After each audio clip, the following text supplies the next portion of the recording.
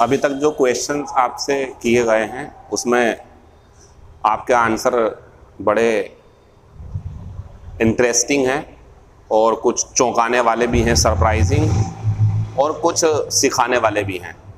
तो कल T shirt और शर्ट का जवाब आपने दिया, उससे पहले विदाउट बियर्ड और विद बियर्ड दिया। आज का क्वेश्चन मेरी पर्सनैलिटी से रिलेटेड नहीं बल्कि आपकी खुद की पर्सनैलिटी से रिलेटेड है।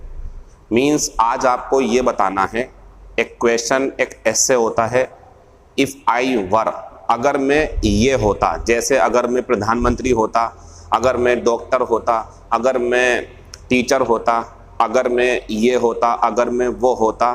तो एक हम कभी कभी कल्पना करते नहीं हैं कि यार काश ऐसा होता जादू कि मैं वो बन पाता। तो आप क्या बनना चाहते हो? मान लीजिए ऐसा मौका मिल जाए आपको कि कोई जादूगर, मतलब कि कोई आपसे ये कहना चाहता कि बताओ आप क्या बनना चाहते हो, मैं बना दूंगा आपको।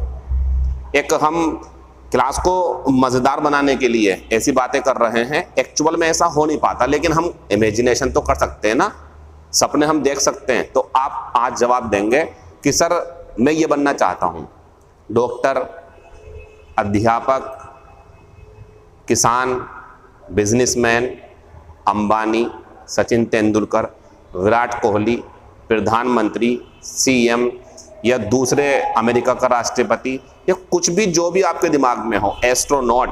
तो आज आप अपना रिप्लाई देंगे यहाँ कि सर मैं ये बनना चाहता हूँ अगर मुझे मौका मिलता है। तो आपके कमेंट में आज आपकी विशेष रहेंगी कि सर मैं ये बनना चाहता हूँ। ठीक, आज का हमारा जो पहला क्वेश्चन है वो है fly of the handle. Fly of the handle means है बच्चों कि जब हमारे हाथ में हैंडल हो और वो हमारे हाथ से छूट जाए तो इसका मतलब होता है नियंत्रण खो देना, यानी कि धैर्य खो देना। तो इसका मतलब हमारा रहेगा फ्लाई ऑफ द हैंडल का नियंत्रण खो देना, यानी कि ये धैर्य। नियंत्रण से मेरा मतलब यहाँ धैर्य से है। तो टू लॉस वंस टेम्पर, धैर्य खो देना इसका आंसर रहेगा। ये होता है ईमानदार होना, ये होता है बेवफा होना, यानी कि वफादारी ना निभा पाना, और ये होता है हमारा कम सम्मान पूर्वक होना। गिव अप द घोस्ट, जब किसी व्यक्ति के अंदर से आत्मा निकल जाएगी तो वो क्या हो जाएगा? मर जाएगा। तो इसका मीनिंग ही ये होता टू डाई। टू पास होता पास हो जाना, टू डिफीट किसी को हराना, टू सक्सीड कामयाब होना। तो आंसर रहेगा हमारा चौथा। फिर हम आते हैं आउटले पे। बच्चों इसका मतलब होता है लागत, खर्च। जो किसी चीज़ को बनाने में, कोई चीज़ एस्टेब्लिश करने में जो खर्च होता है उसे बोलते हैं आउटले। तो आउटले का सिनोनियम तो रहेगा ये।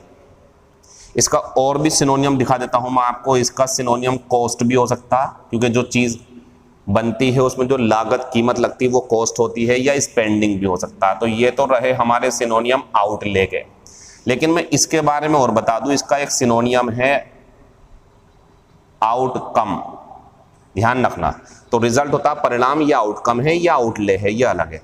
डिक्रीज होता है कम करना या कम होना। इवैक्यूएट होता है किसी जगह को, बिल्डिंग को खाली कर देना क्योंकि वहां खतरा है। तो आंसर हमारा जो है वो पहला रहेगा। Question number 4, replenish.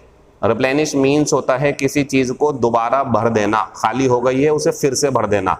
जैसे आपके घर में मान लीजिए अनाज भंडार है, मतलब आपके वहां पर एक बहुत बड़ी सी जो है मिट्टी की बनी हुई कुटिया है और उसमें गेहूं खत्म होगा, तो फिर हर साल भरते हो आप, तो वो कह लेते हैं रिप्लेनिश। तो रिप्लेनिश दोबारा भरना, सिनोनियम तो ये है इसका। ये एंटोनियम है खाली करना, और ये होता दावा करना, ये होता है घोषणा करना। फिर आते हैं हम क्वेश्चन नंबर 5 पे। तो ये ऑक्सिलियरी है, एंटोनियम बनाना। तो ऑक्सिलियरी का मतलब पता क्या होता है? हेल्पिंग। हेल्पिंग मतलब मददगार, जो किसी चीज के काम आता है। अब यहीं से आप ध्यान रखना, is am are going, will play, has completed.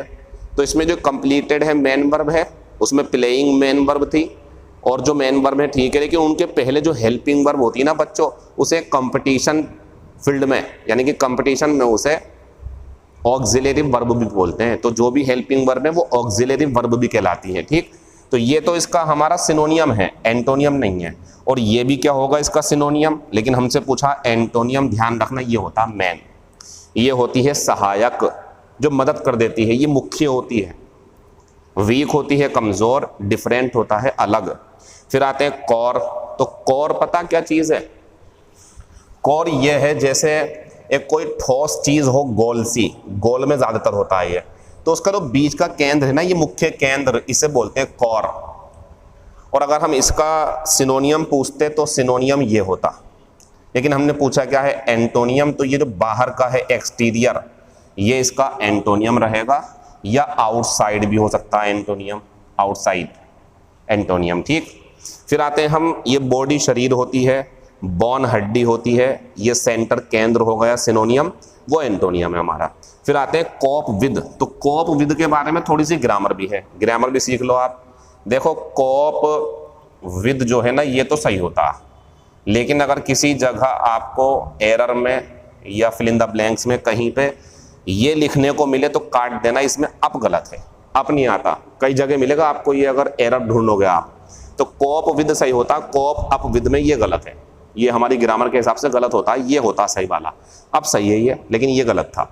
तो कोप विद का मतलब होता है मैनेज करना, तालमेल बैठाना। तो इसका जो आंसर रहेगा वो ये है। लेकिन इसकी जो बाकी बचे हुए शब्द, उसका मीनिंग है डिसअपियर, गायब होना, अपियर होता उपस्थित होना या आ जाना कहीं पर, और सस्पेंड होता है बर्खास्त कर देना। तो आज आप अपनी इच्छा की मैं ये बनना चाहता हूं, या मैं ये बन जाऊं, या जादू से बन जाऊं, कुछ भी, तो वो लिखेंगे नीचे। Thank you, all the best, see you in next video.